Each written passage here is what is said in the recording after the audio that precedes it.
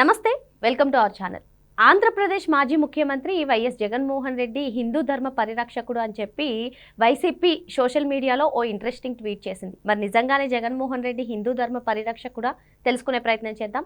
దీన్ని పూర్తిగా విశ్లేషించడానికి మనతో పాటుగా ఉన్నారు సీనియర్ జర్నలిస్ట్ దుర్గకుమార్ గారు. సార్ నమస్తే. సార్ నమస్తే మా రావణి, మన వీక్షకులు. సార్, ఈరోజు వైసీపీ సోషల్ మీడియాలో ఒక ఇంట్రెస్టింగ్ పోస్ట్ చేసింది సార్. హిందూ ధర్మ పరిరక్షకుడు వైఎస్ జగన్మోహన్ రెడ్డి గో ఆధారిత వ్యవసాయానికి ఆయన ప్రోత్సహించడమే కాకుండా అందులో భాగంగానే తిరుపతిలో గో మహా సమ్మేళనం ఆయన ప్రారంభించారని చెప్పి ఒక ఇంట్రెస్టింగ్ పోస్ట్ అయితే చేసింది. మరి నిజంగానే జగన్మోహన్ రెడ్డి హిందూ ధర్మ పరిరక్షకుడా? ఆయన హయాంలో హిందూ ధర్మానికి ఆయన పరిరక్షించారా సార్? ఆయన ఎటువంటి చర్యలు తీసుకున్నారు? మరి మీరేమంటారు?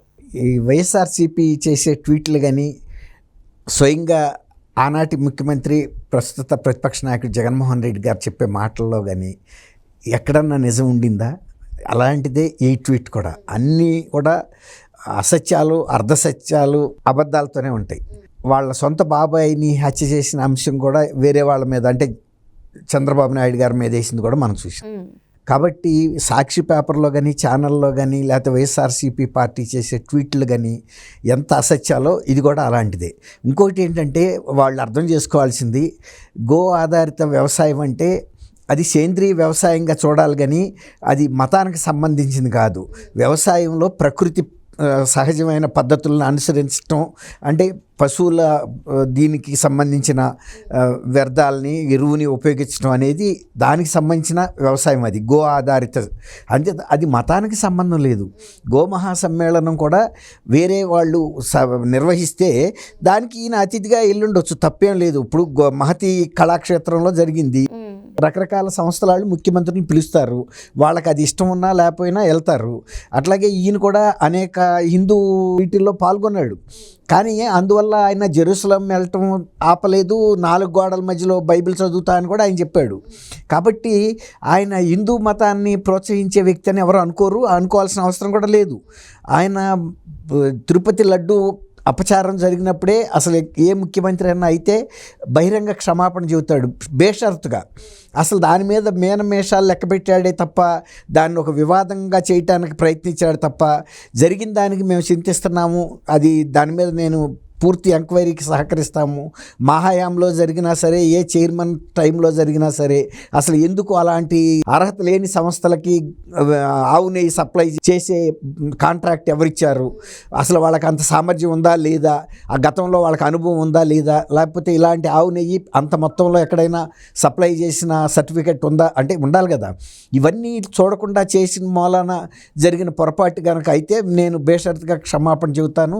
ఇందులో మేషాలు లెక్క పెట్టడానికి కానీ, ఇంకొక సందేహాలకు కానీ తావు ఉండకూడదని చెప్పాలి. ఇంకోటి ఏంటంటే, ఆయన టైంలో దాదాపు 30-40 మేజర్ ఇన్సిడెంట్స్ దేవాలయాల మీద కూడా జరిగినాయి. ఏ సందర్భంలో కూడా ఆయన కానీ, ఆయన మంత్రివర్గ సహచరులు కానీ ఇది దురదృష్టం, దీనికి మేము క్షమాపణ చెబుతున్నాం, మేము బాధ్యత వహిస్తున్నాం అనలేదు. పోతే వెండి రథాలే కదా, వెండి రథం మీద సింహాలే కదా, లేకపోతే ఫలానా ఆంజనేయ స్వామి గుళ్ళో రథమే కదా తగలబడింది, తర్వాత రామతీర్థంలో ఏముంది, రాములు వారి తల శిరచ్ఛేదమే కదా జరిగింది, మేము ఇంకొక విగ్రహం, అది 400 ఏళ్ల చరిత్ర ఉంది. అది మన విజయనగర సామ్రాజ్యం అశోక్ గజపతిరాజు గారు వంశీకులు ప్రతిష్ఠించింది. సింహాచలం దేవస్థానం ఎంత ప్రతిష్ఠ ఉందో, రామతీర్థం కూడా అలాంటి దేవాలయాలే, వాళ్ళ పూర్వీకుల నుంచి వస్తున్న దేవాలయాలు. అట్లా అనేక చారిత్రక దేవాలయాల మీద దాడులు జరిగినా కూడా ఈ ప్రభుత్వం స్పందించకపోగా దాన్ని చిన్నగా చేసి చూపించారు. ఏముంది అనే ఒక నిర్లక్ష్యం మాట ఇప్పుడు మనం చెప్పకూడదు. కానీ ఇప్పుడు బాంబే ఏషియన్ ఆర్ట్ ఇన్స్టిట్యూట్లో ఉన్న కొడాలి నాని కూడా ఆ రకమైన మాటలు మాట్లాడాడు. అంటే దానికి దీనికి సంబంధం ఉందని నేను అంటలేదు. ఏది ఆయన దేవుణ్ణి కించపరిచాడు కాబట్టి ఆయన అనారోగ్యం పాలయ్యాడని, అది వేరే విషయం. ఆయన అనారోగ్యం పాలవటానికి ఆయన దేవుళ్ళ పట్ల అనుచిత వ్యాఖ్యలకి సంబంధం ఉందా లేదా అని నేను అంటలేదు. కానీ చేశాడు అని మాత్రమే నేను చెప్తున్నా. అలాంటి అనేక సంఘటనలు జరిగినాయి. మరి ఆయన్ని హిందూ పరిరక్షకుడు, ఇప్పుడు ఆయన దేవాలయ తిరుపతిదే తీసుకుందాం, తిరుపతిలో పట్టు వస్త్రాలు సమర్పించే సందర్భంలో ఎవరైనా దంపతులు వెళ్తారు. మరి ఆయన ఎప్పుడైనా తను భార్యతో వెళ్ళాడా అనేది ఆయన వాళ్ళే చెప్పాలి. నిజంగా కనుక హిందూ ధర్మ పరిరక్షకుడు అని చెప్తున్నారు కదా వాళ్ళు, మాట్లాడాడు. తర్వాత అన్య మతస్థులు ఆ దేవాలయాల్లోకి వెళ్ళేటప్పుడు ఎంత పెద్ద హోదాలో ప్రధానమంత్రి అయినా రాష్ట్రపతి అయినా కూడా ఆ దేవాలయ సాంప్రదాయాన్ని గౌరవించడం, ఆయన అది పాటించాడా? ఇప్పుడు ఆయన వేరే మతాన్ని ఆచరిస్తున్నప్పుడు ఈ మతంకి సంబంధించిన ముఖ్యంగా బాలాజీ అంటే తిరుమల తిరుపతి దేవస్థానంలోకి వెళ్ళేటప్పుడు డిక్లరేషన్ ఇవ్వటం అనేది సాంప్రదాయాలను గౌరవించటం అనేది ఏ మతాన్నైనా గౌరవించే వ్యక్తికి ఉండాల్సిన ప్రథమ లక్షణం. ఆయన ఇవ్వలేదు, అది వేరే మాట. అట్లాగే ఆ తర్వాత కూడా ఆ వివాదం చేసి తిరుమల వెళ్ళి ఉద్రిక్తతలు రెచ్చగొట్టడానికి ప్రయత్నించినప్పుడు కూడా సంస్థలు అడ్డుకున్నాయి. మీరు కనుక ఈసారి ముఖ్యమంత్రి కాదు కాబట్టి మీరు కనుక డిక్లరేషన్ ఇవ్వకుండా వెళ్ళటానికి మేము అనుమతించమని. ఆ పరిస్థితి తీసుకురాకూడదు. తర్వాత ఆయన తరపున కరుణాకర్ రెడ్డి ఇవ్వడం ఏం చేస్తారు మీరు అని ఉద్రిక్తంగా మాట్లాడాడు. అలాంటి సందర్భంలో ఒక మాజీ ముఖ్యమంత్రిగా ఉన్న వ్యక్తి లేదు నేను ఆ దేవాలయ సాంప్రదాయాన్ని కొన్ని వందల సంవత్సరాల నుంచి వస్తున్న దాన్ని గౌరవిస్తానంటే వచ్చిన నష్టమేం లేదు. ఆయన ఇగో పోవాల్సిన అవసరం లేదు. అది కొన్ని కోట్ల మంది ప్రజల మనోభావాలకి సంబంధించిన నమ్మకానికి సంబంధించిన అంశం. అలాగే లడ్డు ఇదైన సందర్భంలో కల్తీ జరిగిన అపచారం జరిగిన సందర్భంలో ఎంతోమంది మనోభావాలు దెబ్బతిన్నాయి. అనేక మంది తిన్నారు కూడా. ఇక్కడ నుంచి నార్త్ ఇండియాకి అయోధ్యలో రామాలయం అప్పుడు కూడా కొన్ని లక్షల లడ్డూలు ఇక్కడి నుంచి పంపారు. వాళ్ళంతా కూడా తిన్నారు. వాళ్ళంతా ఎంత మేము అపచారం చేశాము, ఒక జంతు కొవ్వు కలిసిన పదార్థాలు తిన్నాం అనేది ఇప్పుడు నాన్ వెజిటేరియన్స్కి పెద్ద ఇష్యూ కాదు. కానీ శ్రీవారి భక్తుల్లో ఎక్కువ మంది శాకాహారులే ఉన్నారు, పక్కా శాకాహారులు. అందులోనూ ఆ ప్రసాద రూపంలో కైంకర్యాలకు కూడా అదే నెయ్యి వాడటం వలన కూడా మనోభావాలు దెబ్బతిన్నాయి. అలా ఒక వ్యక్తి కఠినంగా వ్యవహరించకూడదు ఎప్పుడు కూడా. సార్, తిరుమల సంఘటన జరిగినప్పుడు పవన్ కళ్యాణ్ గారు ప్రజలు నన్ను క్షమించండి అని అడగడాన్ని చూసాం. సేమ్ అదే విధంగా లోకేష్ గారు కూడా చిన్న కాశీనాయన క్షేత్రంలో ఏదైతే జరిగిందో ఆ ఇష్యూ గురించి కూడా ఆయన క్షమాపణలు అడగడం చూసాం. మరి జగన్మోహన్ రెడ్డి హయాంలో జరిగినటువంటి ఇటువంటి ఇష్యూస్కి వేటికైనా ఎవరైనా స్పందించారా? ఎవరైనా క్షమాపణలు కోరడం జరిగిందా? దానిపైన ఎవరైనా క్లుప్తంగా వివరించడం అనేది జరిగిందా? మరి ఎందుకని ఇప్పుడు హిందూ ధర్మ పరిరక్షకుడు అని అంటున్నారు? నేను అదే చెప్తున్నా, సంస్కారం ఉన్న వ్యక్తులు వెంటనే స్పందిస్తారు. అంతమంది లక్షల కోట్ల మంది ప్రజల మనోభావాలని దెబ్బతిన్నాయి. పరోక్షంగానా ప్రత్యక్షంగానా తెలిసి జరిగినా తెలక జరిగినా అపచారం జరిగినప్పుడు వెంటనే స్పందించడం అనేది ఒక నాగరికుడికి సంస్కారికి లక్షణం. అంతే తప్ప మూర్ఖపు వాదనకి దిగటం, తన్ను సమర్థించుకోవటం. ఇప్పుడు గతంలో ఇన్ని వందల ఏళ్లలో ఎప్పుడూ జరగని అపచారం ఇప్పుడే జరిగిందని కదా బయటకు వచ్చింది. అందులోనూ అది ఎవరో నోటి మాటగా చెప్పింది కాదు.